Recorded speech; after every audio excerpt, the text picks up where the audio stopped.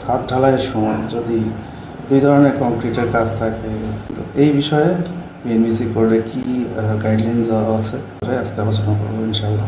BNBC কোডের part 6 chapter 6 section 6.3.12 এই সেকশনটাতে mix কংক্রিটের বিষয়ে গাইডলাইনটা দেওয়া আছে। এখানে লেখা আছে যে প্রথমে লেখা আছে if primacy of column is greater than 1.4 times of that floor system। তার মানে এখানে যেটা বলা আছে, কলামের কংক্রিটের কম্প্রেসিভ স্ট্রেংথ যদি ফ্লোর সিস্টেমের যে কংক্রিট ব্যবহার করা হয়েছে সেটার স্ট্রেংথের তুলনায় 1.4 টাইমস অথবা গ্রেটার, মানে এর থেকে বেশি হইলে এই সেকশনটা প্রযোজ্য। এখানে এই কাজগুলো কিভাবে করা যাবে তার তিনটা সেকশনে আলোচনা করা হয়েছে। সেটা এখানে বলছে যে concrete of strength specified for column shall be placed in the floor at the column location। এটা সবাই বোঝে যে কলামের জন্য যে কংক্রিট ধরে ডিজাইন করা হয়েছে সেই কংক্রিটটা কলামের অংশে ঢালাই করতে হবে। তারপরে দেখা হয়েছে top surface of the column concrete shall extend 600 mm into the slab from face of column।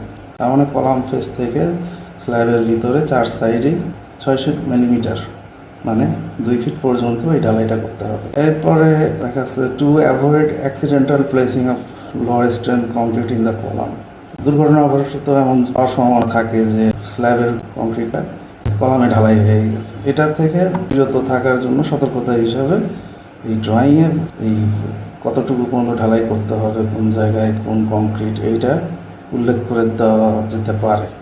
দ্বিতীয়টাতে লেখা আছে যে আপনি চাইলে ছাদ ঢালাইয়ের সময় কলামের ওই জায়গাটাতে ওখানে ছাদের কংক্রিটও ঢালাই করতে পারে, কিন্তু সেটা আপনাকে ভার্টিক্যাল ডুয়েল এবং স্পাইরাল ডিজাইন করতে হবে। এটা একটু জটিল, আমি ফলো করি না, আমি সহজ নিয়মটাকেই প্রাধান্য দিই বেশি।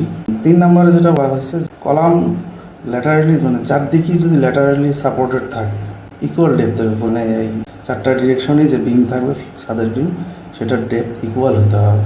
অথবা যদি ফ্ল্যাট স্ল্যাব হয় বা স্ল্যাব হয়, স্ল্যাবের ইকুয়াল ডেপথের ক্ষেত্রে এই সেকশনটা প্রযোজ্য ক্ষেত্রে আমরা ছাদের কংক্রিটটা কলামের জায়গায় ঢালাই করতে পারি, কিন্তু সেই ক্ষেত্রে ওই অংশটুকুর বেজ স্ট্রেংথটা ক্যালকুলেশন করে কলাম কংক্রিটের সমান বা তার অধিক হইতে হবে। ক্যালকুলেশনটা হবে হলো যে কলাম স্ট্রেংথের 75% প্লাস হলো ফ্লোর সিস্টেমের স্ট্রেংথের 35%। এই দুটো যোগ করে যদি কলাম কংক্রিট স্ট্রেংথ সমান আসে তাহলে সেক্ষেত্রে ব্রিক চিপ দিয়েও এই অংশটা ঢালাই করা যায়।